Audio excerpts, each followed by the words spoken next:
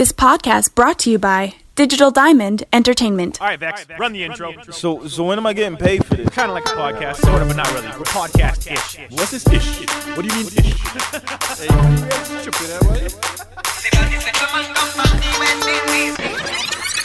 Yeah. Some material may be inappropriate for children under 13. That's right. Hey, Oh, welcome back mercy. to the podcast-ish podcast, that's where good. every week we give you the facts, fiction, and twisted opinions on aspects of human behavior. Will is waving his arms real quick, and I don't know what the hell he's trying to say. That's why I'm waving my arms and not saying it, because nobody on the motherfucking listening gives a damn. Hi. HR. We can't even get into it, right? Where was I? Welcome back to the podcast-ish podcast. Yeah. Where every week we give the facts, fiction, and twisted opinions on aspects of human behavior. We believe words are important, and the facts don't give a fuck about your feelings. So sit back and strap in, because this week the set goes in on outrage culture. Outrage culture. Being offended, being sensitive, being socially accepted by a victory of injustice. What? Socially accepted by a victory of injustice? Oh yeah, we'll get there. Socially accepted by a victory, or is this a new word I haven't heard yet? In victory, like No, a victory A victory. of That's injustice. two What is words, a yes. victory of injustice? We'll get there. We'll get That there. sounds like... I am your host, Pernell Ramlaw, alongside the one and only John Vex, Will Hayes. The perfect. Yeah, that's me, Will Hayes. I have the perfect shit that happened today for outrage culture. Oh, go ahead. Let's get into it. It's hitting both sides. Oh, we're not okay. Go ahead. No, I just saying I got a perfect topic. Like let's keep going. Okay. Let's do the Perfect example of Example. outrage culture, yeah? Yeah, that Yeah, I just have a real few. time. First- real time. I have real a time. few we get examples into- myself. Shit just happened today. Okay, can we get into how our weeks were? How was your week, Mr. Hayes? It was 7 days. Okay, that sounds good. And Kobo? It was relaxing. Yeah. Oh, yeah, I guess it was, Relaxing, wasn't it? yes, yes. All right. Mine was a little stressful, man. I'm working like crazy, but Yeah. getting this shit on and popping is It's good good. seeing you. Like it's weird not seeing you on the first day of the week, but it's good seeing you Right. at the end of the fucking week. Kind of. It's a little weird. Yeah, It is weird. Before we get into this, we got sponsors, man. we do. Nice, man. Yeah. This podcast brought to you by Lex in Chinook and 17th Avenue for all your hype beast needs. Yeah, I took a walk in the one in Chinook the other day, and it was...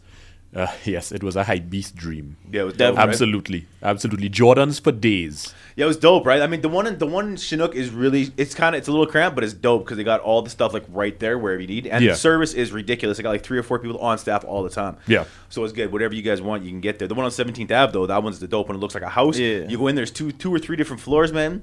That one's illy. I like it. It's 2 so floors. crazy. They got one of those they got that machine where you put the money in. You can try and knock the shoes off the thing. The key. What is the key finder? I don't know the name of it, but Yeah. it's like a carnival game. You put it in, you line it up, and you push it, and if it knocks out your prize, you get the prize. Yeah, and they got like Yeezys in there. They got Jordans in there. They got everything, man. It's pretty dope. Yeah. So I mean, $5 or I think $1. It's like $1 a play, and you could win a pair of Yeezys. That's pretty dope, I would be excited if I liked Yeezys. right? Or you can win some J1s too, like some Chicago's. That's more or whatever, exciting, You know what I mean? yes. Like it's pretty crazy. So I'm trying to get those Beats headphones. they got Beats in there too. Yeah, I think so. I think they're Beats. Lex stepping his game up. I like it. Yeah. He's in Vegas right now with another person, Brett Forte. Great Yeah, I'm comedian. in Forte in Vegas right now. Yeah, stay tuned for their podcast. Their podcast coming out soon. The 14th they're starting, the 17th.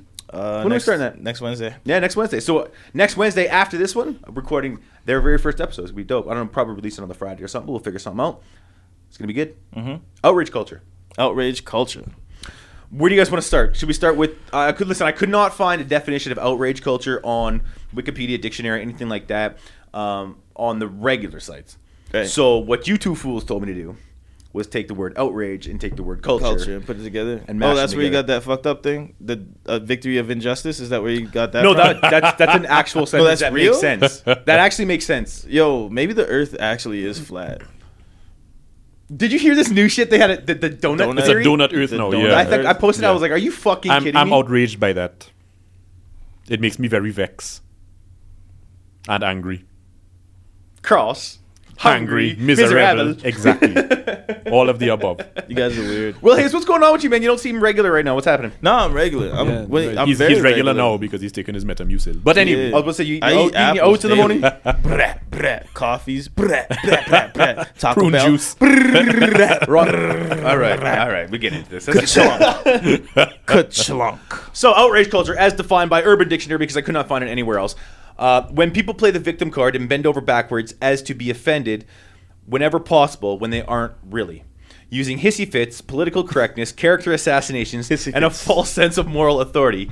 The outrager hopes to gain power and public recognition for their brave act of justice, Speaking of outrage, as well as a sense of control over their meaningless existence, often accompanied by demands for financial compensation for their pain and suffering, in quotations. How do you guys feel about this? I'd say that's pretty accurate. yo, as soon as you said hissy fits, I like zoned out. Like, Yeah. basically, like, it could have just said people that need something to get mad at, so get mad at anything that's not worth getting outraged at. Okay. That makes more sense. It does. I think people that need to protest. I think Yeah. we have to come to an agreement here that if we start agreeing with Urban Dictionary, there might be an issue. But they had some good ones in there. No, it's not necessarily that they're wrong. It's just they define things in a they state their definitions in a funny way sometimes. Absolutely. No, I agree with that. And by funny, I mean funny, haha. Right. Jesus. So Welcome back to the real world. but at the end of the day, sometimes, yeah, like Vex said, they state it in a funny way. But what I like about Urban Dictionary is like a dictionary definition that really says how you think. With most of them, like when we were talking about, I don't know, I think it was not white privilege, it was something else. And Urban Dictionary it was like, oh, what was it? It was like 2 episodes ago or 3 episodes ago. Urban Dictionary was the false thought that entitled idiots have that they and we're like, yeah, most definitely, that's exactly how the fuck I feel. Thank you, Urban Dictionary came through a couple of times. It's true. They lay out exactly how we're all feeling, but we're not really scared to say it. We can't define it like that. It's weird, and they do it for us, which is great. I put a poll up online. Yeah, I will see. I'll read the results at the end of the episode, and I posted it maybe a half hour ago or something like that. So we'll read the result at the end of the recording. But outrage culture. What are the most? Can we get to the basics and how this started? Yeah, that's an easy thing to figure out. Okay, I think now outrage culture from what I was listening to and what I've heard and what I've kind of studied is that outrage culture wasn't really a thing prevalent in society until around 2014, beginning 2014, end of 2013, and that was there was the term for it. There's no term for it there, but there was. Is that what you're saying? So the term outrage culture didn't exist, but there's still people that. Yeah, but it wasn't to the degree that we see it now, right? It kind of took off in 2014. I don't know. I disagree with that, but I'll give examples. Yeah, and I think that there was a quote unquote what they describe as outrage. Jesus Christ, nigga! It's been like a year since I seen you with the hat off. So nigga look like a waffle milk dud. You made it, dude. You're getting worse. You made it 7.5 minutes. Did I say it? Yes. Oh, my bad. Nigga. But it's one of those things where it's like it was there, and even if you're online and shit like that, you said 2014. Yeah, 2014. And you online and shit like that. That's coming from a guy named Jonathan Haidt from the Joe Rogan podcast. He was on there yesterday, the day before, and he is a social psychologist. Yeah. So I don't think it wasn't there before 2014, but 2014 could have been the tipping point from where there was a minority of people that did the outrage shit, and the majority of people was like, shut the fuck up, you stupid. And then I think maybe 2014, the scales kind of tipped, and now a majority of people are on this outrage culture shit just because our world's fucked up, and it just seems natural now to be mad at something. And it's the minority saying, this is not something to protest. Like, I don't want to fucking GoFundMe because Nike shoes fucking, I don't know, someone in Africa made a Nike shoe. Like, this shit is not even real. Yeah, I think what I think is the term outrage culture wasn't a thing until probably 2014, 2015. But the culture of outrage, I would say, has been there from the 90s, really and truly, if not slightly before. Yeah. Right? And there's a reason I picked the 90s specifically, simply because of the fact that if you look at how society has progressed, especially Western society, we've become a lot, like with every passing year, generally, the society has become more wealthy. That being said, what that tends to breed is a sense of entitlement, right? So I'll give you an example. One of the first examples of outrage culture that I could think of that's happened to me, going out for breakfast one morning after DJing, right? It's myself and the guy that was emceeing with me at the time, who will remain nameless. We go to our regular restaurant, we sit down, our regular waitress comes around, she takes our order, and she goes to serve another table that had just walked in. Right now, it was really busy that night, or that morning. So she came back with our drinks, and we sat there for 45 minutes with no food. So my friend starts kicking up a fuss. He's like, yo, I can't believe this girl hasn't, like, where's our food? That table that came in after us has been served before us. What the hell? Right? So he's becoming angry. And I looked at him, I'm like, yo, you know what? I've come from a third world country, and I've seen things, right, where, people go for days without food, right? So imagine you go to Africa and you tell some kid, listen, if you have to wait, you will get anything you want. All you have to do is wait 45 minutes. You'll get anything to eat that you want. He'd be the happiest person on earth. That kid would wait there with no shoes, no socks, on a bed of glass. And he would be absolutely and smiling. He'd be thrilled. But right? So the waitress finally came back, and he was like, he was going to kick up a fuss, but he had calmed down after I told him that. He looked at me, he's like, yo, I never looked at it that way. Right? I say, yeah, because if you really think about it, if you're middle class and above in North America, you're in the top 5% of wealthy people on earth. Yeah, we keep saying that. Yeah, and so you have different things to be upset about. Yeah. But is that really something to get upset about? It's very saying small. the Africa thing, and the kid in Africa when they get a meal is a wonderful way for you to appreciate what you do have. Absolutely. But different people get your what you get upset about is subjective because of absolutely the position it is. that you're in, Absolutely right? is, right? But subjective and justified aren't the same thing. True. Right? This is my whole point. So he had calmed down. She came back and she's like, "How's everything going?" And he goes, "Well, we're still waiting for our food." So he was gonna launch into a tirade, but after I talked to him, he calmed down and she goes, "Oh my gosh, I forgot to give the chef the chit." Right. Right. So she went back, got everything done absolutely hastily, and comped our meal. Right. But that being said, you know what? To launch into some kind of tirade against this girl who was swamped with customers wouldn't have been the right thing to do. Not only from the standpoint of dealing with someone who is serving you, but also just in a global scale. Yeah. Right. So that was my first example of seeing outrage culture, and I think this must have been in like 2000, 2001. Right. Right. So it's one thing that it's something that I've noticed, not only living in Canada but living in Trinidad as well. Right. The more well-to-do in Trinidad expect so many things to be done so perfectly. Right. Very, very snobby, very, very snooty. But that has started to invade just normal, everyday culture. Right. And that's scary. That's very, very scary. No one here has actually had to live a life of hardship, or in general, right? So generations before us, like our grandparents' generation, had to do without for the most part. And things that would get the normal average human today angry, our grandparents would laugh at. Right. I'm going to give you guys a little background here before I actually get into crazy stuff here. Yeah.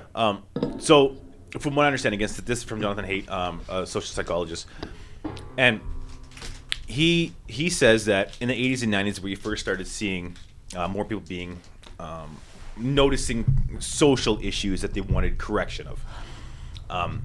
So now you have these people that, and I'm going to speak strictly for universities, things like this, right, where most of the educated people of the earth will eventually head to, right? We assume. We assume. So it started off in the 80s and 90s where people started seeing injustices in society that they wanted to deal with, right? So they started having a little bit of feeling way about it, right? And then when you start getting to like 95, you have, that's when all the Gen Zers were born, I guess, right? Yeah. So you're talking 20 some years ago now. Yeah. And those people are now, they had the parents from the 80s and 80s. Yes. Right? And they were learning what their parents were a little bit peeved about, right? And seeing that their parents had made it a little better by doing the things that they wanted and having outrage over the things society they wanted changed, and they did it in a calm way. Right, so now these people that were born in '95, the Gen Zers, are now the ones in university. Not only that, they're the ones that are teaching in universities sometimes, right? Yeah. Now so the way that they learn to do it is university professors used to be pretty much all center, right? There used to be some right-leaning, some left-leaning, but even the left-leaning ones were still a little more conservative, right? Now the professors in universities are more almost 100% liberal. Yeah. Right? Yeah, it's 90-something% of the professors in university are liberal. Right. So now you have the professors teaching all this social injustice.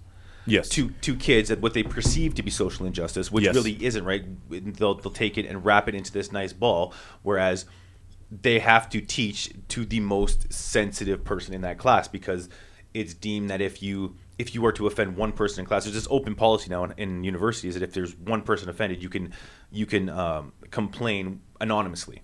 Right? Yeah. So all the students have all the power. So Yes. now the professors have to teach to the most sensitive person because they don't want to offend anybody. So the There's- inmates are running the asylum. Right.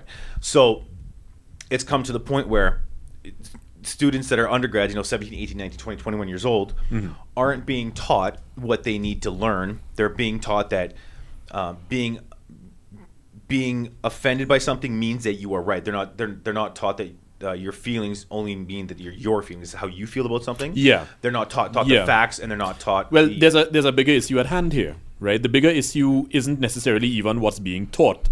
The bigger issue is how the culture has gone, right? This is why I'm such an opponent of moral relativism, right? Because moral relativism puts forth the belief that right and wrong are subjective, yeah. right? Whereas right and wrong are not subjective. No, Good they're and not. bad are not subjective, right? You get a lot of hate mail just for that sentence. Absolutely, and you know what? Bring it, because you're wrong. If I get hate mail for that, you are wrong, Okay. right? I'm so sorry. Not you, Parnell, right? But anyone who writes hate mail regarding the relativism or the relativity of morals, I'm sorry, you're wrong, right? And I have no problem saying that, and I will defend that. I think there's a different standard for most people these days, and I think that's what you're getting. No, at, right? and there's a different standard these days because no one actually wants to take responsibility for their own actions. Exactly where right? I was going So next. therefore, it is always somebody else's fault. Therefore, they are justified in being outraged. Right? Right. So, and this, you know what? All of this has stemmed from a larger problem that has been happening since, I would say, the 60s. Okay. Right? With the rise of no-fault divorces, with the rise of the attitude of families are only transient and shouldn't be staying together and whatever, you have a rise of single-mother households. Right? Every child needs a father and a mother to be raised properly. I don't care what anybody says, and I don't care who gets offended by that. I didn't know we were going Right? down this path. We are going down this All path right. because there's I'm in. Listen, in order to get to the root of the problem, you have to get to the root of the problem. Okay. Right? To understand the problem, you have to get to the root of it. Okay. Right? Typically, the rules of parents are mothers are nurturers, dealing with children's feelings. Right? Fathers are disciplinary, dealing with being disciplined, dealing with right and wrong. Not to say that those are mutually exclusive, but historically, traditionally, that's what the roles of parents have been. Right? When you have only one parent raising you, typically the mother, due to the court system, you're going to have a generation of people who only live in their feelings, who don't have any discipline, and who are not taught strict right and wrong. Okay. Okay? That is why you're seeing the rise now, or the appearance now, the sudden appearance of this so-called outrage culture. It's been bubbling for years, Oh yeah, no, 100%. right? But this is one of the reasons, and one of the bigger reasons I see for why we've gotten to this point right now, Okay. right? Anyway, that's my 2 cents. Let the hate mail begin. I think you're right on a few points, but I do also agree that a woman can raise a child, especially. I'm gonna look at it in a different view. Now, keep in mind, I did say this is not mutually I exclusive. know. I okay? get that. I get that. I'm going to say that a single parent household isn't as conducive to a happy childhood or the raising of a child as two parents, right? Yeah. Whether that be male, male, female, female, male, female. I think you may have a different stand on that, but in my opinion, it takes two parents to make sure. It takes a village or a community to raise a child, right? Not just your parents. I know you believe it's all in the home, but I think even I believe it starts in the home. yeah. Oh, I do too. Don't get me wrong. I just think that it takes more than what's in the home to raise a child properly. Right? We can take Will's background, we can take my background, we can take your background. 3 completely different backgrounds, right? All with relatively the same outcome. Relatively. Well, none of us are mass murderers or... Right. Right. So we're upstanding citizens in society. Right. Hold the phone. You better Was it upstanding? I couldn't even say that without Take that back. You better paint your own fence. Shit. But what I'm saying is that if we don't get overly offended by things simply because we have a feeling towards it. Right? And if we do, we don't go above and beyond or out of our way to make a huge deal of it to try to gain this points in this social game. Yeah, victimhood points. Right? Yeah. So there's this thing now, social media has twisted kids to a point where in 95, well, let's take it to 2007 when the iPhone came out, right? In 2005, anybody that was in high school in 2005 probably either if they had a cell phone, they probably they were very well off. They probably maybe couldn't afford it. They didn't have the smartphone, right, to get the apps. 2007 iPhone came out, right? And you found it more and more very accessible for people to have smartphones with these apps on it, social media, and the ability to get likes and get this endorphin hit, right? Now people will find things that they online that they agree with and things they don't agree with, right? And they've worked the algorithms to give you more of what you agree with to get more likes and for you to like more, right? You start dealing with more people that have the same feelings as you and have the same outlook on the world as you, and it's all neatly packaged into this. Hey, we're all friends. Like my comments. That's why there's no face down button or thumbs down button on Facebook. They thought about it. They didn't put it in, right? Because they don't want people to feel negative about their program.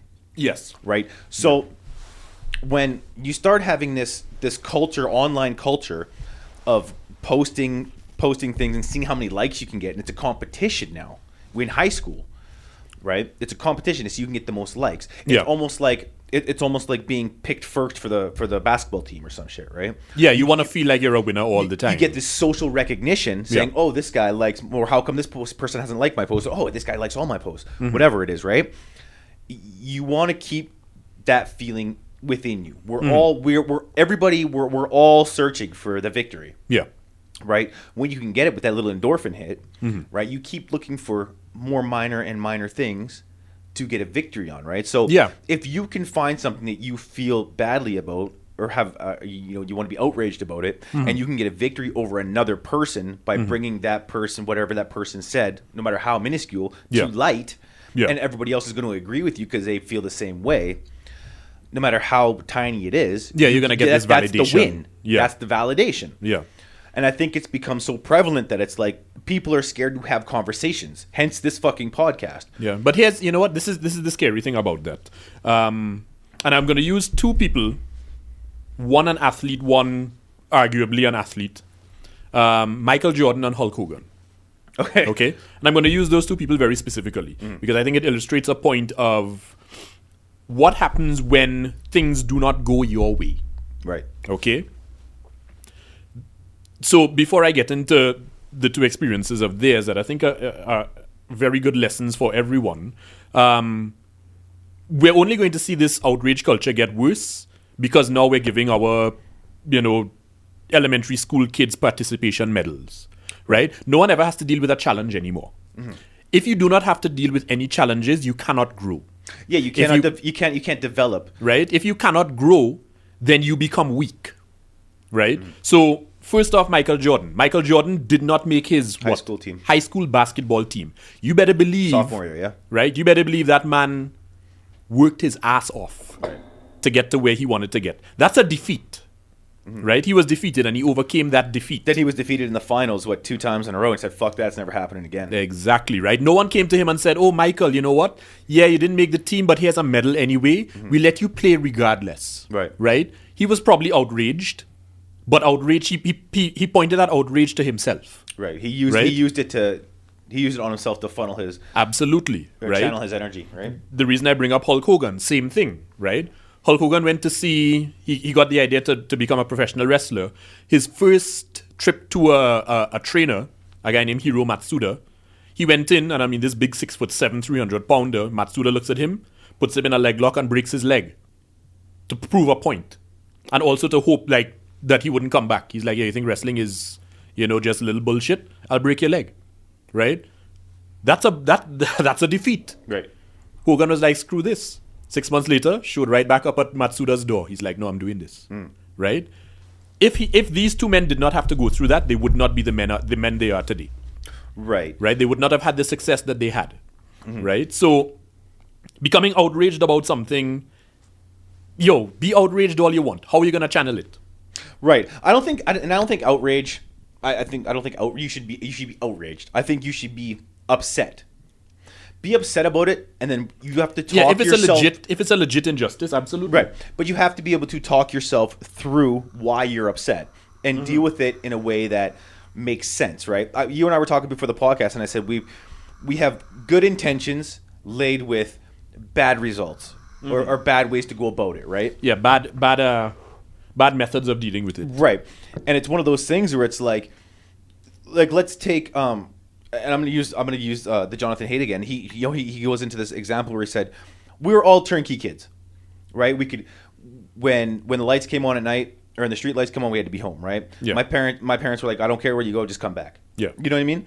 Now if you do that, you're gonna get arrested. Almost, right? In Canada, I think you can be arrested for having... In New York, he used the example, there's a 10-year-old and an 8-year-old walking home from school in New York. And the cop stopped and said, where are you going? Where are your parents?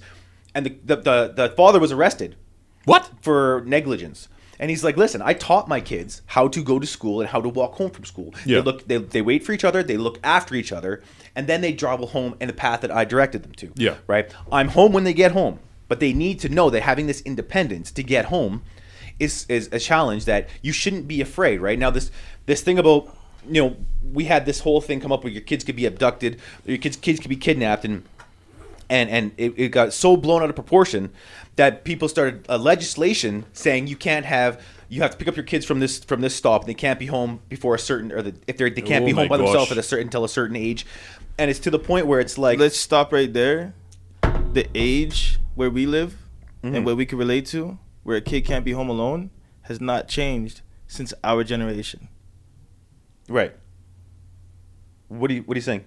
The age that a child cannot be home alone, right, has been the same. Right, and that's what I'm saying. Since our generation. Right. What I'm saying is that they have legislation against it, right? And I think that what I'm saying is the legislation now, they've actually put legislation in against saying you cannot have your child home by themselves until they're 13 years old. It's been 13. No, it hasn't. I was home by myself when I was 8. Doesn't mean it was legal. Right. It's been 13. Well, maybe they're enforcing it more now. It's been 13, and the legislation doesn't say you can't be at home by yourself when you're 13. It says you can't be at home by yourself and taking care of another minor unless you're 13. Okay. You have to be in. No, if there's another child in the if there's another child in the care of you, like if you're there with your little brother who's 8, that's not legal. Yeah. And I believe the age has been 13 for us for like 100 years. But my whole point is, I understand where you're coming from, and understand where you're coming from, and I tend to agree. But then that would lead down a path that the majority of people that are part of an outrage culture would be the generation that didn't come up how we came up. Yet, we're the ones that are causing the outrage culture. We're the ones setting up petitions for there was a fucking petitions to remove. We're the parents that said we shouldn't have toboggan hills. We're the parents that started soccer. The generation of parents. The generation of parents. Yeah, we're the generation of parents that said let's have our kids play soccer without the ball. Trust me, it's in Ontario. Soccer without the ball. Fucking weird. We're the generation of parents that started unanimously giving out thank you for participating things. Yes. So at the end of the day, it's our generation that started. I'm talking about I'm going to say late 30s to mid 40s. Yeah. We're the influencers, we're the teachers, we're the coaches, we're the people in politics. Well, maybe Canadian, U.S. politics, they're like 90 before they start. But but you know what I'm saying? So I understand where you're coming from, but I think it's the mistake isn't with these kids. The mistake is with our generation. Oh, absolutely. 100%. I 100% agree with you. And it's not the kids the kids aren't going to come up in the outrage culture because they're coddled. The kids are going to come up. There won't be an outrage culture because they'll be so separated from other humans because of social media, right? But we're the ones that are part of the outrage culture because we're the ones that say, the majority of us say our life, when we rode down the street on our bikes. We had to be in when the street lights were on and helmets on. That shit is dangerous. I could have been kidnapped. We're going to change this. You know what I'm saying? We're the ones starting outrage culture. Yeah. Like, but my example was, this is the funniest shit in the fucking world. Lethbridge police officer runs over a deer to put it out of its misery because it's lying on the side of the road dying. That's not that it was weird. It's a fucked up video to watch. It's weird. Someone's like, you should have just shot him in the head. I'm thinking to myself, that bullet ricochets and hits somebody, then we're going to have someone outraged against that. Of course, yeah. But my thing is, okay, this is the fucked up thing. This is what I think outrage culture is. I don't think it's people getting mad and wanting to protest something. Protest whatever the fuck you want. Protest fucking Velcro shoes. It's your right, do it. Don't do violent protest. Protest a fucking Velcro shoe. If you're the only one on the fucking street corner with the sign, do it. Fuck it, whatever. All the power to you. But they're calling in death threats for this police officer. There's a fucking petition to sign to get him fired. That's Wow. outrage culture. Now, the other side of outrage culture is black people are outraged because white people didn't say shit when the cops killed a couple black kids. Now it's like compounded outrage culture. It's outrage culture against outrage. Outrage Yes. culture. Outrage Somebody culture. has to be Squared. mad. Outrage squared. No one even is even saying, yo, let the shit do an investigation. If he couldn't fire off his shit properly, if he handled it inhumanely, cool. Da da da. He ran over a deer. He doesn't need to hope this motherfucker dies running over a deer. It's you, and it's the hunters that say this shit. You know what we should Right. you know what we should do? We should start our own radio station Yes. and only play Bobby McFerrin, Don't Worry, Be Happy. No. Dude, it's not happening. Because that's the problem these yeah. days, right? Just- Everybody is just outraged over everything. No, Just don't worry, just a be week- happy. a week Just for later- clarification, though, we were both wrong. The study reviewed Canadian statutory norms for jurisprudence in determined age which child could be left unsupervised. Slow it down, fam. Yeah.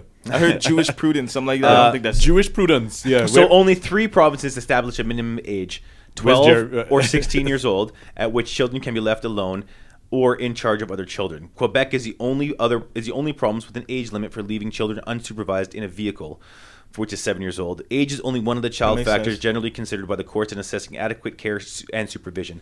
Canadian social service organizations advise that children under 12 years should not be left at home alone. Policy and advocacy efforts should provide accurate information and support to caregivers and children. So that means We're both wrong. We are both. That's why I said we're both wrong, So, right?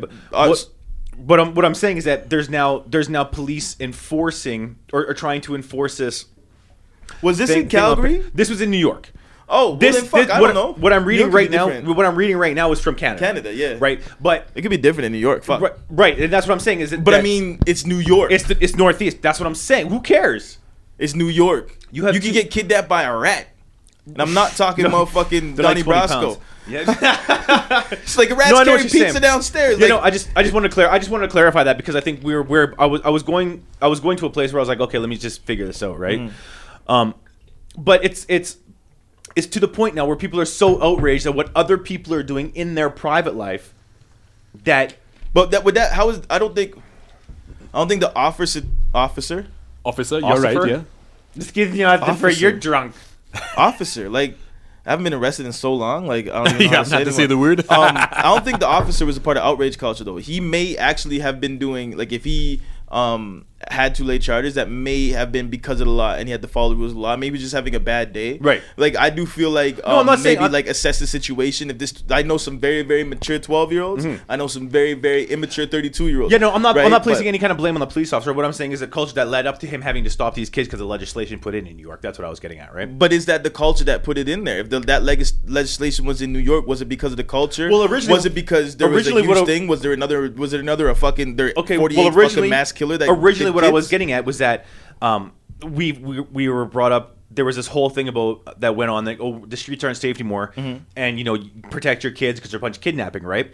And it showed there's how many kids in the United States were this before this came in with 100, I don't know, 100,000 kids, probably more than that.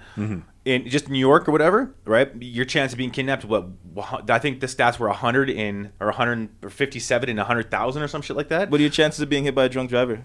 Higher than that. What are your chances of being struck by a stray bullet? Higher than that. And if you're a child walking down the street with an iPod on and you just have a split second of not having that adult recognizance, what are your chances of getting hit by a stray bullet, being struck by a drunk driver, Right. falling into a fucking manhole? Right, They got right. open What I'm- manholes right, in New York. what I'm saying is being hit by a drunk driver and being hit by a stray bullet has nothing to do with walking home alone.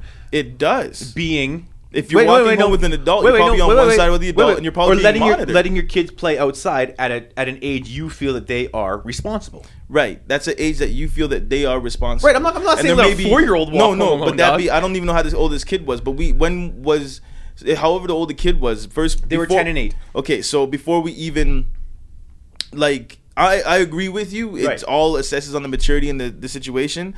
But I think, we have a skewed view of it because we grew up in Calgary, Alberta, running in I could wear any color in any neighborhood in this city, and people are just gonna say I have a nice matching outfit. Right. Like, and I don't know where in New York this is. New York is a huge state, and New York is even a larger city in my head. You know what I'm saying? So we don't know where in New York this was. This could have been Brooklyn. New York, it could have been Washington. New York. Right. Okay. So New York. So downtown Manhattan, it could have been anywhere in New York, right? That's what I'm saying. Like I'm not sure either. But what I'm saying is that to have legislation on somebody because when you have a child, you know your children. You know your children better than the state knows your children, right? Mm-hmm. So if you deem that your child is mature enough to walk with his younger brother, 2 years younger, and even the 8-year-old is probably mature, that you would say, right? So you would say they're old enough to walk together, maybe not old enough to walk alone, but walking together and having each other's back, protecting each other. Right, and just walking home on a path designated by the father. That there's no reason for that, right?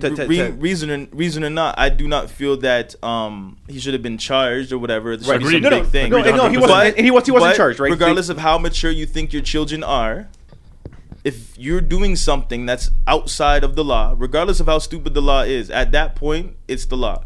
Right. The whole reasoning behind the whole story was that it wasn't to determine what the law was there or whatever. It was just to say that people were, the whole story behind it, where people were outraged that this man or this couple could let their 2 kids walk home alone when they know their kids better than anybody else would know their kids, right? And then there was a whole other side being outraged at the cops, right, for stopping them, right? So it was a whole situation. It was an outrage squared again, right? It shouldn't even So I see what you're saying. Like, regardless of the whole situation, the situation shouldn't even been a situation, right? Yeah, that's exactly. what I'm saying. That's where the whole 20 minutes went. No, it's cool. I mean, people are listening. It's good. They probably questioning the same things, right? But I mean, it's getting to the point where it's like, what are we?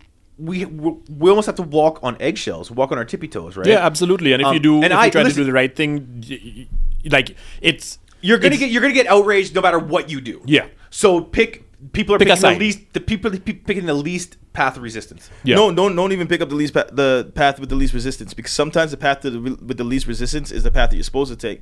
I say if someone's gonna get outraged, and whatever you do, someone's gonna get outraged, make sure what they're outraged about isn't warranted. So you could bask in that outrage. Like, these people are pissed off because this.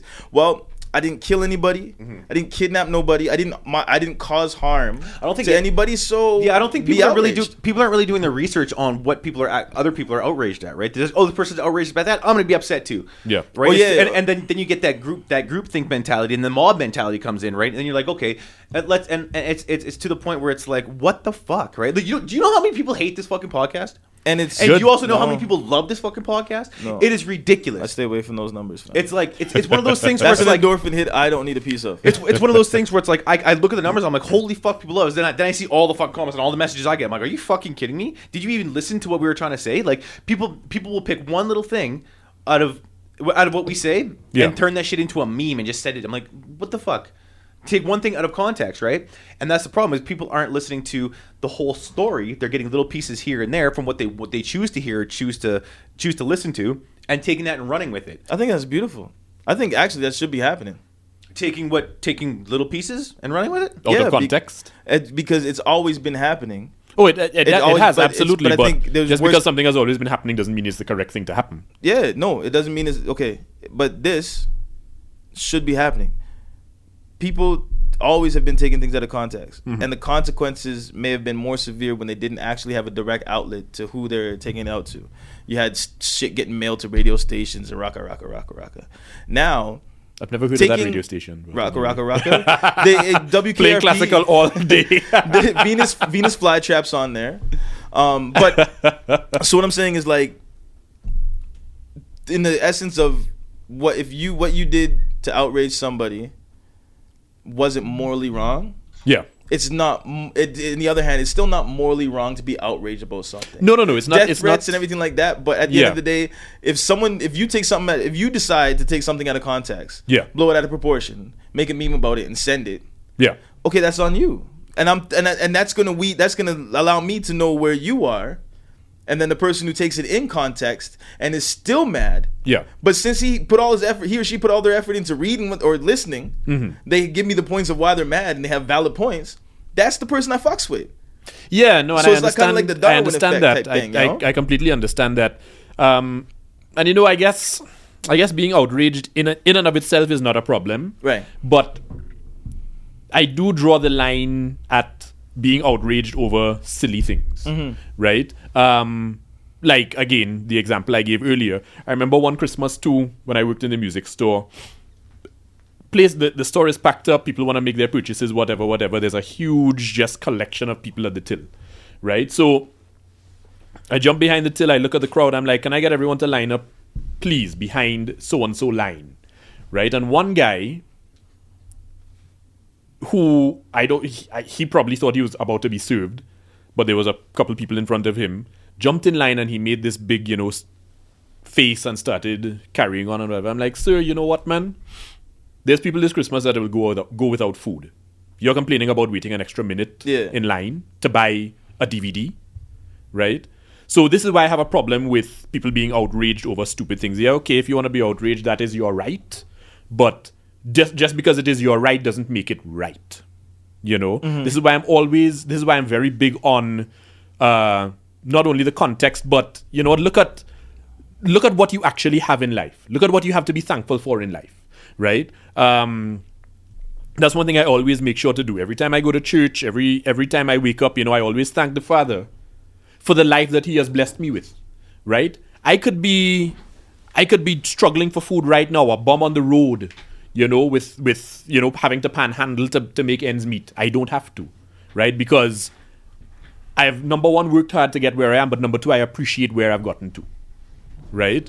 So you always, I believe always show appreciation. Like I do the same thing. Absolutely, and I think that's the other thing. Say thank you and show appreciation. Yeah, and that's the other thing missing, right? Is that people really and truly have become detached from how good they actually have it. Right? In reality, how good they actually have it. 1,000,000%. Right? It comes back to that a couple podcasts ago when I was talking about that guy, Larry Elder. Right? When he was a kid, going on vacation and getting called the N-word, and then coming back and telling his mom it ruined his whole vacation. Right? And his mom goes, that's all it took to ruin your vacation? One guy calling you the N-word? Even though you had a great time? Right? And that gave him a different perspective on life.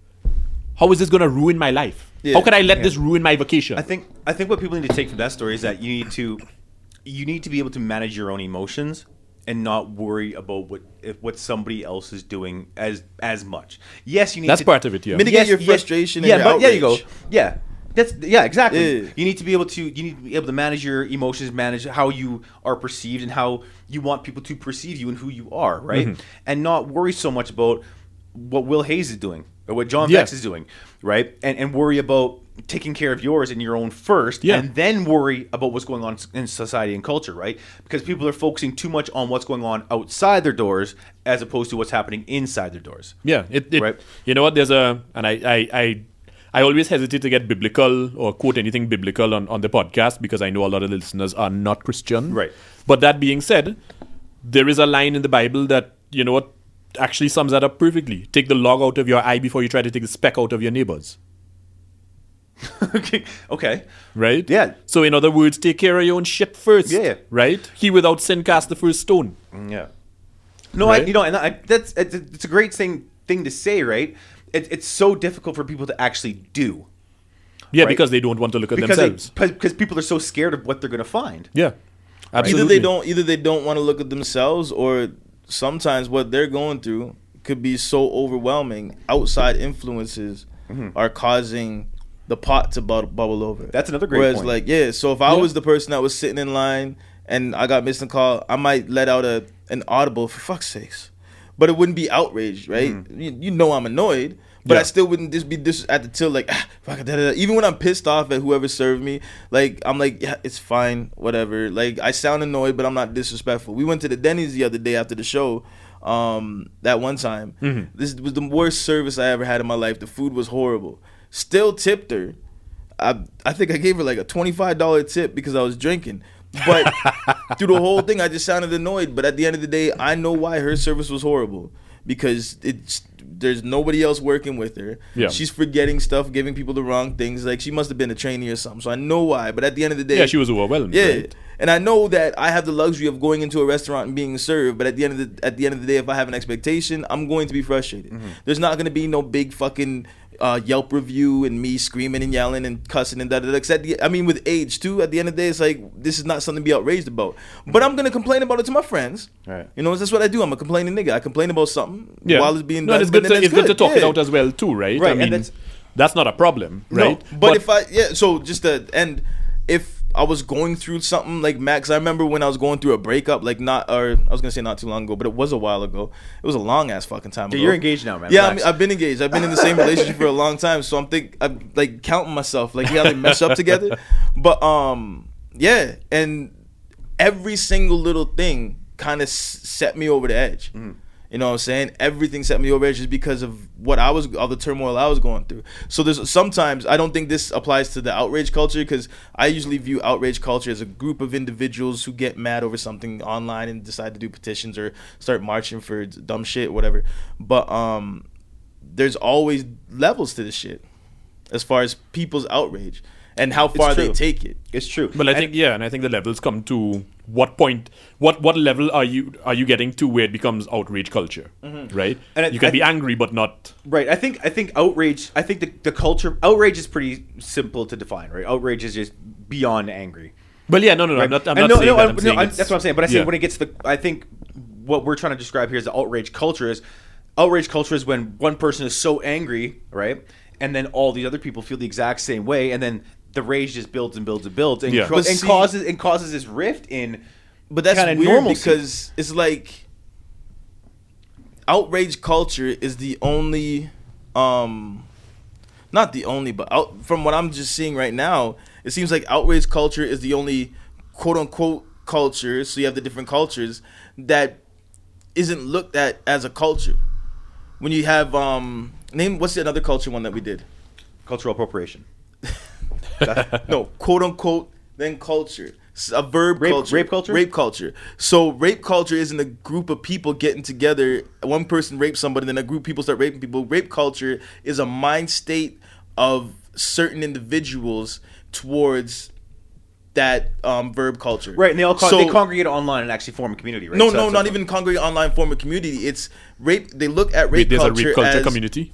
There's Online. an ideology, like they say, rape culture is like, if you look hard enough. If you look at college campuses, if you look at that boys' school in Toronto, you look at all that shit. It's a culture around rape and I'm gonna say this, but I say this in the actual terms of it, toxic masculinity. As far as using, so not toxic masculinity as, oh, I didn't open the door for her, but toxic masculinity as, I'm a man, you're going to do what I say, my dick is out in the office type thing. Like the rape culture. So it's like a culture that, and female and male, male on male, female on male, and everything. Like male privilege type thing. Yeah, male privilege and female privilege. It goes both ways, right? I just say toxic masculinity because it would pop in my head. But when we look at black culture is a mind state and ideology that's formed and kind of like agreed upon with other people. You could even, like, black culture isn't just black people now, but so that's culture. That's a culture, right? Something cultivates. Whereas when we look at outrage culture, we're not looking at it as now there's a mind state of a large amount of people who may not be outraged about the same thing, but now the majority of people who live in this culture get outraged about little shit. We look at outrage culture as, well, one person's mad about this specific subject, he's maybe outraged, but once 3 or 4 more people start jumping on his bandwagon and reading his little fucking clickbaits and da-da-da and getting mad about the heading and not the article, now it's outrage culture, right? When it should be, I think outrage culture isn't just that. Outrage culture is just now people have a mind state of they can be outraged or have the perception that they're outrageous about something and cause a change that would be more detrimental to what they're outraged about. But Absolutely. yeah, And absolutely. that's And it's exactly because- what I was yeah. getting. That's And exactly what I was getting at, yeah, right? and Where- it's because they've been taught since day one that if they throw a temper tantrum as little Johnny or little Susie at 2 years old, their parents are going to capitulate to them and get them the Ninja Turtle or the Barbie that they want. Right. Exactly, Right? because That we are never happened parents, to me. Our culture is a parents of that didn't happen to. Yeah. And then we got force fed that we have to give our kids the lives we didn't get, not teaching the knowledge we didn't get. Yeah. And now the kids aren't. I'm not gonna say, well, the kids aren't getting spanked. They're not getting punished. They're getting timeouts. You know what I'm saying? My daughter gets a timeout, but when that timeout doesn't work, my daughter's getting a timeout, time in, tune out, tune in. You know what I'm saying? Tune in Tokyo and shit. But we, just like with fucking music, we failed the generation before us because we held on to what we went through. Pardon me? Explain. Pardon me? Yeah. We failed the generation before us because we held After on us. to the generation after us. Yeah. Sorry, maybe before us too because they mad. But we failed All right. we failed the generation after us because of what we went through with the generation before us. Right. Because as soon as we got to an impressionable age, high school and where the media is just forming and everything like that, and you know, generations just aren't always like 10 years. It might be a 3-year generation, and they're teaching that, and it's like, okay, now it's if you got spanked, you got abused. You know, when like in the 90s, all of a sudden spanking started turning into abuse. Yeah. And impressionable kids are like, oh shit, I was abused. I'm never gonna do that to my kids. If your father wasn't there at home all the time, he was an absent father and he didn't love you. But what you didn't know is your dad tried to stay traditional and work fucking days, nights, and evenings and to keep the weekends family to keep the afloat, family afloat. Yep. Now you're thinking, oh, I'm never gonna be that dad that's not there for my dad. Or even the opposite with the father thing was a bad example, because when the father's not there, niggas want to be a father, be like their dad. And if that means not being there, that's what they learn to be like. But you know what I'm saying? So we're trying to not do what our parents or grandparents did, and that caused our kids to come up entitled. Right. And Okay. plus, we're like you I'm say gonna- it all I'm the gonna- time. We're more cushy now than we've ever been. I'm gonna rebut We're that real definitely quick. coddled. I'm gonna rebut that real quick because everything that my father did when I was a kid, I want to emulate. Right, and that's the good values, right? Yeah, but here's the thing, though, and I'm sorry to cut into your rebuttal. Just quick point. Yours is anecdotal and personal. Absolutely. Your case is anecdotal and And personal, that's right? what he's So- going to, though. Yeah, He's okay. almost going to it too, right? And I think he's talking in a more in a broad sense. But when he's speaking about our generation, I'm speaking for us, like our generation here. You know, I look at my father. Yes, he's had mistakes in his life, but I was intelligent enough to know the mistakes were mistakes, or Yes. maybe I grew into knowing that those were mistakes. Yeah, right? I wasn't you can look back on it impressionable. and see, yeah. Right. So when Will says impressionable, I think we have to look at kids that are now older, like 16, 17, 18, that are still impressionable. Whereas when we were 15, 16, 17, 18, we weren't that impressionable. We kind of knew. No, we were 100% impressionable, or else Right. we wouldn't have done what we did. We didn't do what we did No, to listen, survive. listen. No, no. We did because Listen, we were listen. What I'm impressed saying upon is by people who were being, doing it. Yep. being impressionable as in realizing why our parents did what they did for us, right?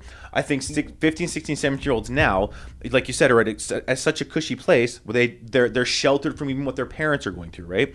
When we were growing up, I knew we were having financial difficulty. I knew we were moving because there was racism.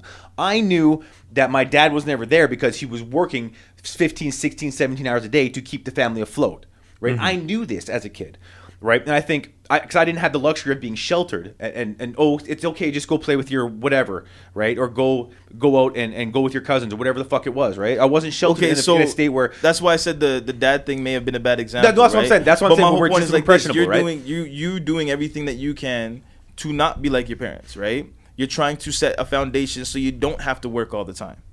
You're trying to set a foundation where even with the disciplining of the children, we do it different than our parents do. No, I agree with that. Okay, I agree with that. But what I'm saying... now I'm saying just because we may have had the foresight, and I'm gonna tell you straight up and down, I wasn't until my 20s until I realized what was good with my parents and what they did for me. I wasn't well into my 20s. Yeah. You know what I'm saying? Because I was hard fucking headed. Yeah. All Oh, me I too. gave a fuck about was myself. Me too. So, Yeah. But then there's also there's so many factors that go into why kids these days are as cushy as they are, from outside to inside influences, from parents to media to everything like that. Yep. Everything's cushy. But at the end of the day, our generation, half a generation before us, and then maybe a little even generation after us, are the manufacturers of our own discontent.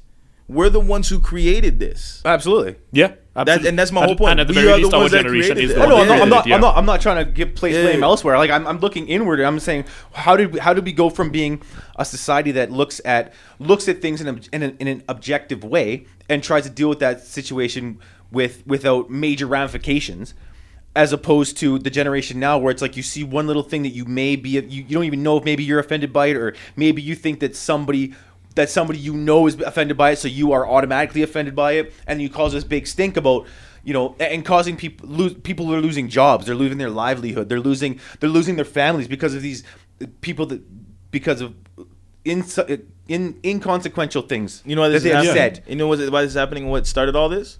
Twitter. Yeah, Facebook, Twitter. No, not Facebook. Facebook. When Facebook started, you just drew graffiti on a motherfucker's wall. You couldn't even post stories off the internet.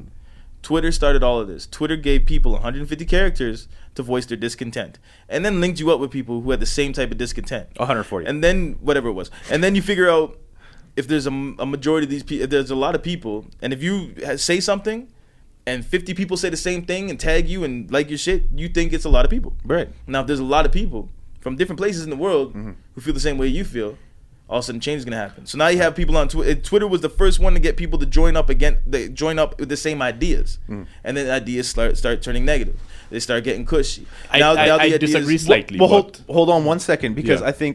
I think where you're going with this is that I'm not gonna put words in your mouth, but where I see is where we're humans. As humans, we're supposed to be in a tribe, in a group of 100 or 150. That's where our Naturally how we're supposed to be, naturally yeah. how our DNA is, how we're supposed to evolve, right? And we're in these communities now, not just millions in a city. We're in billions. The internet now, right? So is detached community, Yeah, which exactly. is even stranger. And a like costs you nothing. Click, click, click, click, click, click, click, click, click, right? Just like. Not even people not even reading things, right? So what I'm saying is that people are getting endorphins for putting out a statement that they maybe don't feel that strongly about, but once they feel everybody else is liking their post or this and that, then they take it kind of to the next level.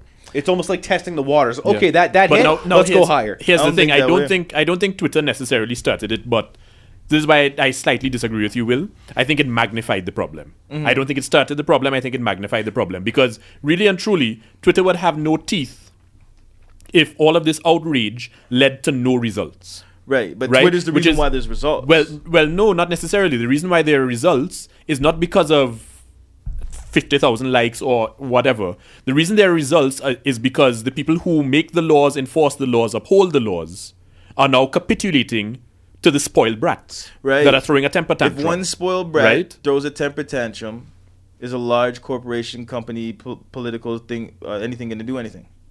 No. If one spoiled brat has a temper tantrum Nowadays, yes. No, it's not. I'll give you 20 examples. Okay, and you show me the retweets or reposts and likes on those 20 examples. One person doing something is not a huge thing, unless it's against that specific corporation, or if they're a celebrity figure. I'm not even talking My about Twitter. point is like, I'm okay, just so talking in real life, yeah. in real life, someone walked out into the street and said something out loud. I'm talking people filing harassment, harassment charges, and people that are filing. But filing charges is different. That's No, filing I'm charges I'm is thinking different. going with complaints, sending complaints to but whoever, complaints and complaints are what actually snowball effect, right? Yeah, exactly. It's a snowball effect. But complaints are different because complaints, in most circumstances, depending on the company, depending on who they're complaining to, are either public or non-public. If you file a complaint, and you know about the complaint, so that means it's a public complaint. Mm-hmm. So that means there's, like I said, one person, if they file that complaint, how many people filed complaints in my office yesterday? You have no idea. That's my point. That's my point. One person files a complaint, Right. Unless that company handles it between that person and the complainant and the plaintiff. Right. Doesn't matter. So what you say- No. What I'm saying is what I'm about to. One person files the complaint. One person files a complaint. And then one little piggy squeals, but he has 50,000 other little piggies that squeal behind him. And now it's not about an endorphin rush. It's about the company saying, oh shit, we have 50,000 little piggies complaining about this one thing. We have to do something to change our image. Yeah, no, this is why I said I only slightly disagree with you, right? Because I don't think Twitter was the genesis of the problem, right? But it definitely helps the problem along. I can't think of any other social media platform that started with posting a short blur, like the 140 characters was specifically chosen for you to just say what's on your mind without thought. Yeah. And have other people push it. I can't think of any. If you could tell me. No, any other social media platform that I started with that. Like Facebook didn't even start with statuses. Yeah. It was like Will Hayes is. No, and I agree with you. Yeah. I agree with you, right? My whole point is just outrage culture is not a result of Twitter. No, it's not a result of Twitter. No. Yeah. But like I said, Twitter magnifies the problem. The reason why we're talking about outrage culture and the reason why outrage culture is in the headlines or even a subject now, all started with Twitter. It was always there before Twitter. Except you had to gather people, you had to send out flyers, you had to rent a community hall. I mean, Hitler was invented because of outrage culture, if you think about it. I think Hitler was born. You know what I'm saying? Like he had his speeches. His first speech was for 5 people. And then those 5 people told 5 people, and then that one little piggy had a lot of little piggies squealing behind him. Yeah, I never read I can't necessarily 100% agree with you on that Twitter has exasperated the outrage culture, but I do see where you're coming from. I do see how you can get to that, right? What I see is, and I'm going to take it back to universities and colleges and whatever else, that there's this the upper echelon universities, right? Let's take Harvard. Let's take Stanford, Princeton, right? Harvard has this thing where there's blatant racism against Asian people, right? They have to have there's higher stats they have to get or whatever. Yeah, they need to get higher marks on their SATs in order to get in. Right. So it's reverse affirmative action for Asians. Right. And there's no outrage about that. None. There hasn't been any peep about it, right? Yeah. When you look at these upper echelons, it's these kids. What I'm going to take it to where what Koba was saying is that the kids that are very well, their families are very well off. They have really nothing else to worry about. They're worried about all these things that they think they should be worried about to be accepted into wherever they are, right? Mm-hmm. So you have people that are in there that are saying, Black Lives Matter, great, Black Lives Matter. But as soon as somebody else will say, well, white lives matter too, then it's an outrage against that group because no, white lives don't matter. Only Black Lives Matter. No. Hold on. Just let me finish. Let me finish before you interject. I haven't finished yet. Relax. I haven't got to the point. If I was any more relaxed, I'd be in the floor. Well, stop interrupting me. What I'm saying is that if you have these two, I'm just using it as an example. I'm not using what Black Lives Matter means. What I'm saying is that about what it means. I'm just saying if you're using that as an example, your explanation of. I'm just saying it's an example. It's not a true example. It's just an example. All right. So you have one people that say Black Lives Matter, one person that say White Lives Matter, right? And if they disagree with each other, right? And nobody else wants to have the other opinion. There's going to be this outrage against this other culture, or against this other, I guess, set. I think you should choose a better example because this is as soon as that makes no sense to me. No, I understand where he's coming from. I understand what I'm saying. I don't understand how these two people hate each other. You have a whole bunch of what's the easiest way to do this? You have tree hugging hippie guys that are feminists and claim to be male feminists, right? And even feminists that I know don't agree with these guys because what they are doing is propagating that not feminism as we see as feminists being equal to men. They're saying women are better than men and women are higher than men, right? And then guys are saying, well, no, that's not right. We should be equals. And these guys are more pissed off than actual feminists are. So what I'm saying is they're being outraged on behalf of somebody else. Exactly. You have outrage on behalf of somebody about something they have no business being fucking outraged against, is what I'm saying. Okay. Right. Better example? You know what? It's weird. And I don't know if you can jump on YouTube right now. I can do whatever you need. I cannot remember this guy's last name, but it was an interview, and I touched on this before on another podcast as well. You brought up universities, higher learning, what's going on in higher learning institutions. Right. The guy's first name was Yuri, right? And he did an interview. This is in the 80s. He was a KGB defected to the US, and they were asking him, what is the methodology of spying? Nosenko? What's his last name? Nosenko? Yuri Nosenko? Or Yuri Bezmenov? Let me see. Hold on.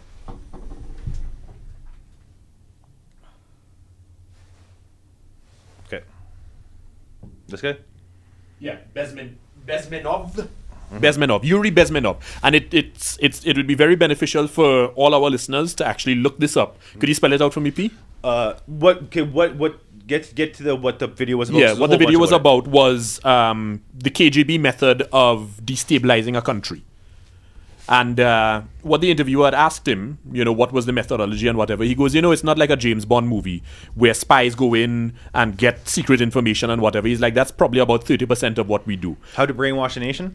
How to brainwash a nation. Okay. Right? Just So- type in Yuri KGB, how to brainwash a nation. Yeah. So his claim was, spoiler alert, his claim was what they actually do is go into the higher learning institutions and infiltrate those. Right. Right? They, through the higher learning institutions, demoralize the population.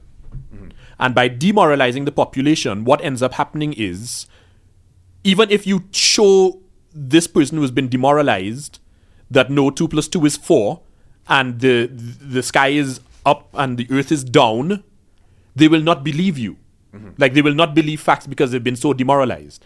And I think that is a very big contributing factor, as well as the spoiled brat contributing factor that has given us this outrage culture.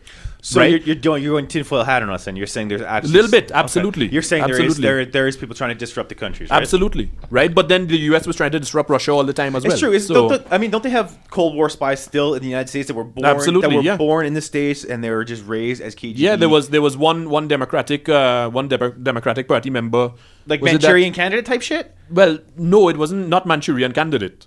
But who was it? Was it Elizabeth Warren? That it was found that her driver was actually an Asian spy, Okay, that something seems- like that. seems- Like, and this was proven, right? Like, Really? it's not, yeah, like it's not rumor, it's not conspiracy, right? So yeah, there's still operatives going on, right? This Yuri character, you know what? It's a very, very interesting interview, and like I said, it'll give you some pause for thought Does he at speak least. with a real Russian Oh yeah, accent? absolutely, straight up Russian That's accent. not Russian. Yeah. That's not Filipino. He's a Filipino-Russian Yeah. Guyanese fellow. Right. Anyways, that's all I was getting at was that people are being outraged on behalf of somebody else that they have no kind of reason to be outraged for. That's what I was I getting at. don't think And anybody maybe really has a reason to be outraged. I mean, at the end of the day, people get mad over shit. I think just people are getting mad over just stupid shit. I don't think outrage culture is just because someone's getting mad. I think outrage culture is when someone's getting mad over dumb shit. Yeah. If you Yeah. truly feel that a woman is superior to a man, preach it from the top of the fucking mountain. right.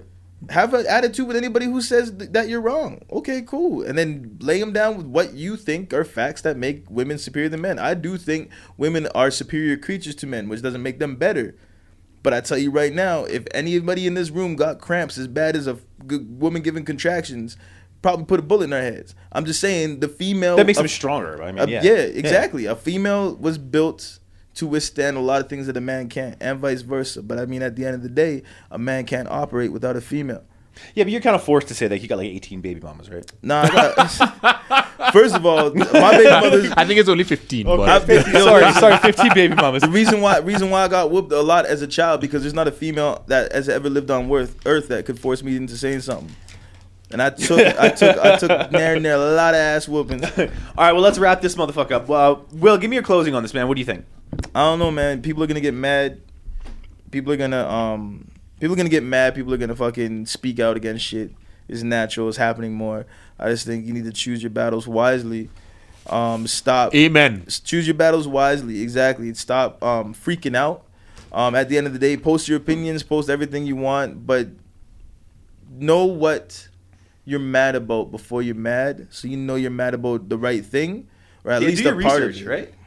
Yeah. And it's not even that hard to do your research. Like we got Google now, people. It's easy. don't get all your fucking headlines off of Facebook. If they That's still a do real that. problem. If they still do that, I haven't been on Facebook in a while. I know you've been off for a minute. I love it. You like it? It's feeling good. Oh yeah, feeling good, feeling great, How's your anxiety? feeling great, feeling good. Ever since I started smoking weed, it's been amazing. Okay, perfect. Kobo, close this. Quit being a spoiled brat and recognize if you are being a spoiled brat. Understand that there are extreme hardships that people legitimately go through on this earth, and that your problems, if you're living in the Western world and you're a middle class to upper middle class to high class, whatever, understand that you really have no problems, right? This is a reason why a show like Frasier is so funny. Because you look at two high society snobby guys getting pissed off over the stupidest things. But you need to realize that if you're getting outraged over stupid things, you might as well be Frasier and Niles. I can't believe you just dropped a Frasier crane. Yo, it's a hell of a show. Yo, that's the smartest comedy to ever be on television. Yeah, it was all right. Yeah, it was pretty good. I liked it. I'm going to go the complete opposite way. Listen, everybody on this earth has problems. How you choose to engage I got those, 99 of them, but a bitch ain't one. how you choose to engage in those problems is up to you. Now, I've always come from the philosophy of let's be humanitarians, let's be humans, let's all have morals and ethics and standards that we hold ourselves to before approaching somebody that doesn't have those, right?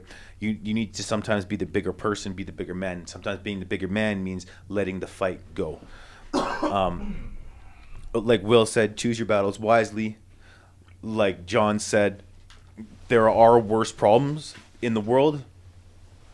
What we need to do is approach issues with care and with wanting to resolve those issues, not wanting to cause a stink And for proper injustice and proper thought. Yes, Will, you have your hand up. If you can't figure out which battle to choose, because sometimes it can get tough, choose not to battle. Or choose to battle them all, which is what I think everybody's doing, and they're doing it the wrong way. Or learn how to fucking battle. How about that? Because there's some smart battlers out there. It's true. Debating the wrong shit. Absolutely. And you know what's weird is that there's still Brilliant motherfucker. Yeah. Stop. What do you mean water is wet? Did you see that shit? If you think about it, if you put your hand in Shut the water, up, don't do it, don't fucking it can't do it. be. Yo, but he had a point. No, he didn't. It's only wet. Nigga! No, listen. It's only wet when it gets into an environment that's not wet. When you're underwater, you're not wet. Water is Will, water's pick your battles. Water's only Pick your wet battles, outside son. of water. Water's only wet outside of water. Put it in oil and tell me if it's wet. Stop it right now, dog. You looking at me like you think I'm gonna answer that bullshit. Okay? Wet shit is only wet when it leaves the wet environment. Listen, that being said, there's still an open invitation to Who anybody out gets there. into water and goes underwater and says I'm so wet? Other than my girl, who does that? Nobody, because you're not wet. You're underwater. When you leave water, you're wet. When you're in water, you're just in water. You can't be wet while in water. You can't. Okay, shut the fuck up. Let me close this bitch off. Once again, we're brought to you by Lex 17th Ave and Chinook Mall. Make sure you get there for all your hype beasts, needs, Nikes, Adidas, probably Converse, Chucks, Yeezys, everything you need, man. Jordan Brand, they got it. They got hype beast gear. They got all the Supreme shit for you. You got that Babe stuff for you. You got the 2.6 Dover. Make sure and get all that. Make sure and check out the brand new podcast. What is it called? King of the Cobra, some bullshit like that. Whoa. Lex and Brett Forte here on the Digital Diamond Network.